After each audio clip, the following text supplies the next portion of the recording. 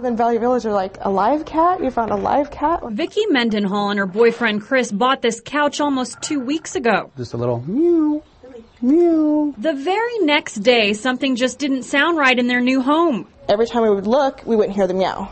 And then we'd stop looking and go on with doing what we're doing. We'd hear the meow. For days, the couple searched for the source of the meowing.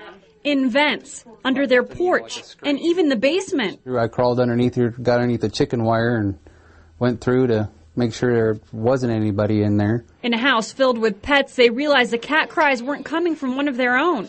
Late Tuesday night, a breakthrough. I was sitting here and all of a sudden I got kicked.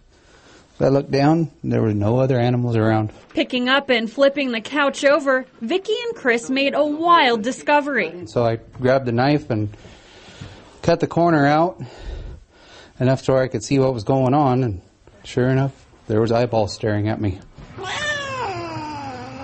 She was dehydrated and hungry.